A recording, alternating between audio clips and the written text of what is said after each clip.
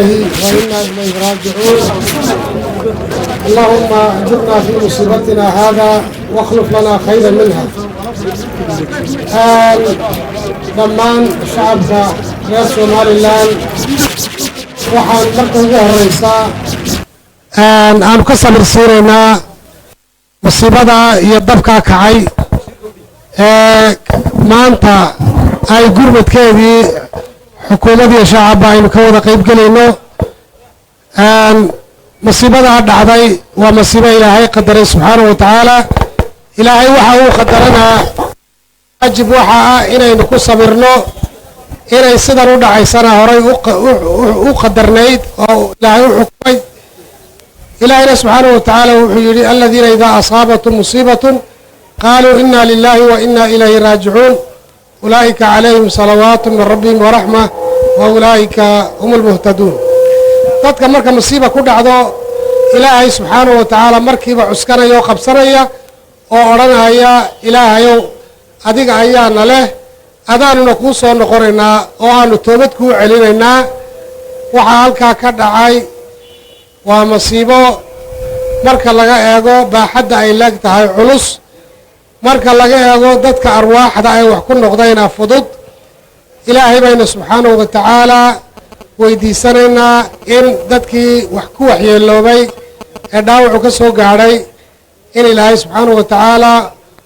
uu caafimaad sareecana oo degdega ilaahay siiyo. dadkii hantidoodu ku baaba'dayna ilaahay bedel khayr qaba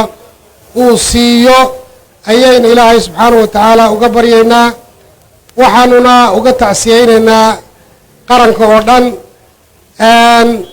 waxaanu aada iyo aada halkan si weyn ugu ducaynaynaa ilaahay subxaanahu wa tacaala inuu keeno hogol caafimaad oo inaga maydha dhibtaa ina soo gaadhay, beddelkeediina ilaahay subxaana wa tacaala si deg dega ilaahayna siiyo. waajib ah musiibadanoo kale markay dhacdo in xukuumad iyo shacabba aynu iska kaashanno sidai aynu uga kaban lahayn oo aynu isaga caawin lahayn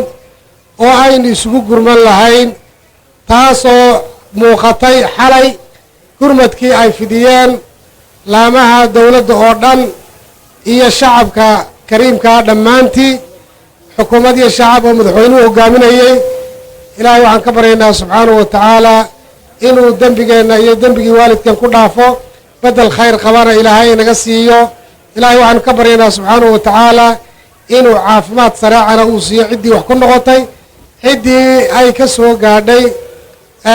hantidoodii ku gubatayna ilaahay bedel khayr qaba oo caajila oo deg dega uu ka siiyo. wabilaahi towfiiq. asalaamu calaykum waraxmat ullaahi wabarakaatu. waxaan doonayaa halkan inaan aada iyo aad ilaahay baa mahad lehe inaan u mahadnaqo ciidamada naftood hurayaasha ee degdemiska, ciidamada qalabka sida militariga, ciidamada badda, socdaalka oo xalay aan ilaa maanta aan u kala tegin hawsha halkan taalla. waxaan sidoo kale aada iyo aada ugu mahadnaqayaa ururka da oo iyaguna runtii nafhur sameeyey. way yartay baan u malaynayaa booyadda ugu yari 3 jeer ayay biyaha soo dartay. dadaalka ay bixinayeen ayaa inoo suuro geliyey inaynu wax badan runtii iyo nafo fara badan inaynu badbaadino. waxaanuun qalbiga ugu adkaynayaa dadkeenna inaynu dhisan doonno Hargeysa insha allahu tacaalana ilaahay maalkayna siiyey ee masiibadan keenay inuu kuwii dhibaatadu soo gaadhay ilaahay meel kale ka siin doono, qarankooduna inaanu ka hadhayn oo wax kastoo suuragala la samayn doono. sidoo kalena suuqeenna waa dhisanaynaa, adduunkana waxaa tusaynaa inaynu nahay ummad markay tan oo kala dhacda ka soo kabata oo ka soo kacda. waase la doonayaa inaan loo noqon halkii shalay taallay. suuqyadan marka la hagaajiyo, waddooyinka marka la saaro, ninka waddo dib ugu soo noqdaa qarankan dembi weyn buu ka gelayaa, sharcigana wuu wajahi doonaa. waxaynu yeelaynaa wax kastoo suuragala oo aynu muddo yaroo kooban adduunka ku tusi karno inaynu nahay dad wax istara waxa ka baabeeya ka xumaada dib u dhista hargeysa marbay sida tan oo kale maanta ka dhacday gebigeedaba ka wada dhacday oo wada qiiqday dad kale baa u soo halgamay u soo dagaalamay iyadoo duusan qabsaday dib u dhistay quruxda ay maanta leedayna u yeelay xalayta dhacdayna waa ka soo kabanayna niyadda intaa lagu qaboojisto qaran baynu nahay kaysaan madaxweyne ku xigeen goli wasiirada xildhibaanadii golaha deegaanka ciidan taliyaashii ciidamada dee cid looma kala maqnaa marka waa dadaal qarankii oo dhana ayaa lagu bixinayaa marka insha allahu tacaala waynu ka soo kaban halka ay taalana insha allahu tacaala ilaahay baynu weydiisanaynaa ilaahay masiibada keenay inuu inaga dulqaado dadkeenna maaragtay sida gaarkaa dhibtu u taabatay ee guryahoodii iyo maalkoodiiba baaba'ay kuwaana insha allahu tacaala ilaahay baanu baryaa ilaahay maaragtay siiyo intaasaan kaga baxaya bismi illaahi raxmaan raxiim asalaamu calaykum waraxmat ullahi wabarakaatu madaxweynaha jamhuuriyadda somalilan madaxweyne ku-xigeenka wasiirada jananada meeyarka ku-xigeenkiisa xogeeyaha iyo inta ka soo qayb gashayba waxaan ku salaamaya assalaamu calaykum waraxmat ullahi wabarakaatu marka ugu horeysa waxaan u tacsiyadeynaynaa ciddii kaga gubatay dabkii xalayto masiibu ahaa waa idinkii ogaa 8 habeenimeynu bilownay ilaa marneetuna saaca kadib baanu ka hor baanu daminay sidaa uu meeyarku sheegay wixii shalay nagu dhacay inaanay beri nagu dhicin the lesson we learn baa la idhahdaa haddii tan maanta nagu dhacday mar dambe nagu dhacdona dee inaga nacasnimay nagu tahay marka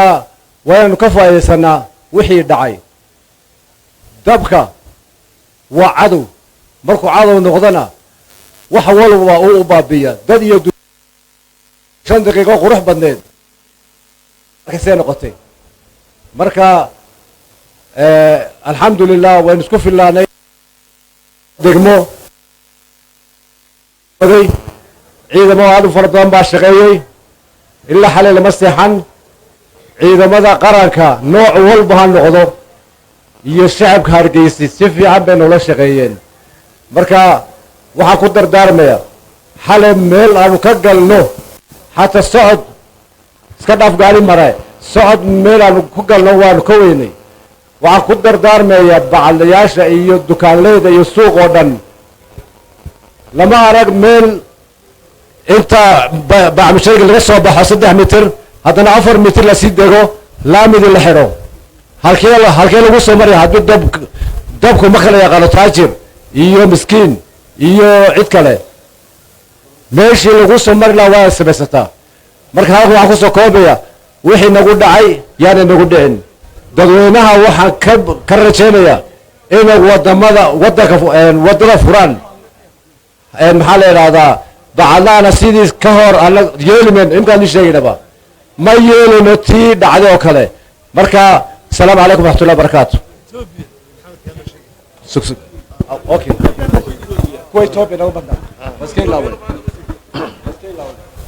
bismi illaahi raxmaani raxiim madaxweyne ku-xigeenka wasiirada taliyayaasha ciidamada saraakiisha guud ahaan ciidamada iyo guud ahaan ciidamada jamhuuriyadda somalilan barasaabka gobolka meeyarka magaalada dhammaan saraakiisha heer gobol iyo heer degmo iyo xildhibaanada degmada hargeysa walaalayaal sida aynu la wada soconno xalayto masiiba aynugu dhacday qadar alle ku dhacday insha allahu bismillaahi alkariim waynu ka soo kabanaynaa marka ugu horeysa ciidamadeenna qalabka sida ciidanka booliiska ciidanka militariga ciidanka ilaalada xeebaha ciidanka asluubta ciidanka imiga ciidanka sirdoonka sababtii aa u samaysateen ee inay idin difaacaan xalata way ku shaqeeyeen aad iyo aad bay u shaqeeyeen naftooday hureen dabkaa dabdabiskooda allana waynu la kaashanay abaalkiisa iyo shaqadiisa iyo qabanqaabadiisaba iyagaa leh ciidanka dabdamisku qayb aad iyo aad u weyn buu ka qaatay iyagaa shaqadoodii ah degmada gabiley gobolka gabiley kaale ilaa berbera waa laga soo wada gudmaday oo qalabkoodii wuxuu ka qayb galay dabdamiskan waxaynu aad iyo aad ugu mahadnaqaynaa dowladda etoobiya oo dowladda dhexe madaxweynaha la soo hadashay dowlad degaanka ugu dhoweynu jaarkana ayay jegjegay dabdamiskoodii iyo saraakiishoodii iyo taliyahoodii ciidamada biliiska waynu direen madaxweynaha jamhuuriyadda jabuuti madaxweynaha soo hadlay dad badan oo kale oo ina soo tacsiyadeeyay qadiyadeenna ka waa ay jiraan cid kasta oo inoo soo gurmatay iyo cid kasta oo inoo soo gurmad inoo keentay kasta oo inala damqatay na dowladda somalilan eebka somalilan way u mahadnaqaynaa waxaynu doonaynaa hargeysa shalayba ayadoon fooqyadan lahayn oo dusan baynu nimo innakaa dhisnay maantana qadar allaa dhacay oo innakaa dhisayna si loo dhiso oo shan looga baxo waxay u baahan tahay nidaamka ilaalinaya nabadgelyadeeda iyo hantideeda waa aynu leenahay doorkaynu isku khasbaynaa doorkan waynu fulinaynaa aad iyo aad iyo aad aynu ugu talagelaynaa inaynu nabadgelyada ilaalino in ciidamadana jaanis la siiyo waxaa maanta loogu talagalay madaxweynuhu go-aan ku gaadhay hawshan qabanqabadeeda waxay noogu xil saaran wasiirka diinta iyo awqaafta guddoomiyaha rugta ganacsiga barasaabka magaalada iyo meeyarka magaalada ciddii lagu kordhiyo iyaga iyo madaxweynaha isla arkaya waynuna la wada shaqaynaynaa maanta gurmud qaran baa loo baahan yahay hantida halkaa ku gubatay waa la garanayaa dadka wixii kale ee ganacsata leh ee shicib leh ee shilinmeel ugu quulan yahay